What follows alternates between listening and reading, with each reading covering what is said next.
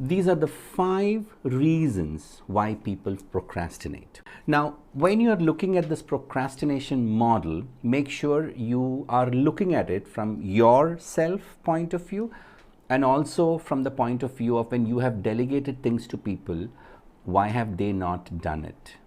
Okay, so the model applies just perfect for self and for others. So when you don't get things done, even after telling people, you need to really evaluate what really was the problem. And likewise to self also. Like there are times when you would have really decided to do certain things in life and it's an important goal, and for some reason you don't achieve this goal. It's a good time to evaluate, ye hua kyun nahi hai? For what reason has this not happened? One of the reasons why people procrastinate is because it is too big. The goal is too big. It's like, I need to lose 15 kilos of weight. I need to buy that house. It's a big goal. And it's not something that can happen over 10 days or 5 days. So people get demotivated or people lose track or they choose to procrastinate. It's too big. What do you do to a goal that is too big? You break it down into small pieces. Small pieces. When you break it down into small pieces, as small as possible into the lowest common denominator, what happens now when you break it down into small pieces? Some parts are achievable. Some parts can be delegated. Some parts can be completely deleted. So you have a better view to see whether I really need to do all these parts in order to achieve the big goal.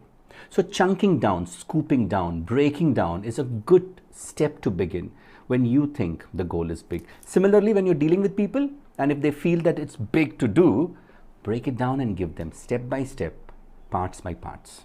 Second reason why people procrastinate is because it is too small.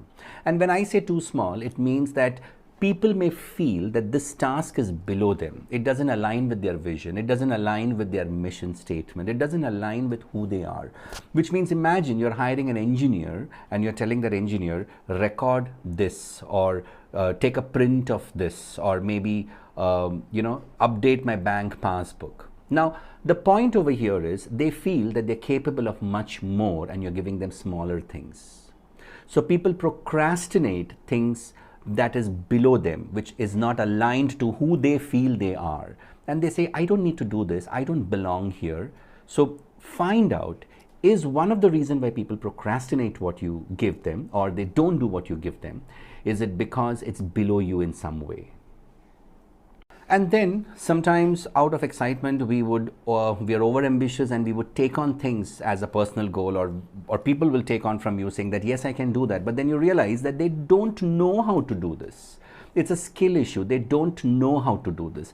And well, there are sometimes people saying that I don't want to do this, and these are two different issues why people don't achieve their goals or people procrastinate their goals or people don't do what you let them do or you tell them to do, or it's also that they commit to you and then they don't do it. Why? Because it's a skill issue. It's overcommitment. The concern is they overcommitted something and the solution is skill, right? Put them into skill training. And the next is, I don't want to do this. Now, when someone says, I don't want to do this indirectly, it's an attitude issue, right?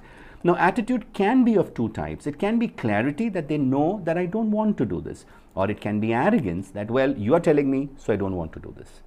It's important to find out, are you pushing something on people that they don't want to do?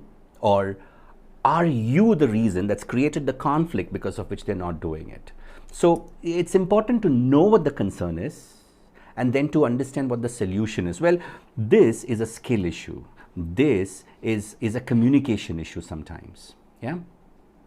And one of the reasons why people do not achieve their goal or one of the reasons why people don't complete the task that they've taken or given is because they believe it should not be done. You see, there is what they believe and the task is in opposition to each other. Imagine a smoker being told to put the poster of no smoking. See, the belief system and the action is in opposition. Okay, so going ahead from today, every time you find a delegated work not done for you, find out, did you give them a work which was too big?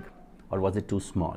Or did you push a work onto them which they don't know, a skill issue? Or did you push it in a way that you didn't get a feedback of communication of them being clear that it's something that they didn't want to do it? Or is there a clash or a conflict created because of which they choose not to do it because it's you who's communicated that? Or well, the last is, was there a belief clash? There are 5 important filters, markers, like a litmus test to know why was that goal not achieved? Why was that communication left incomplete? Why was the task not completed?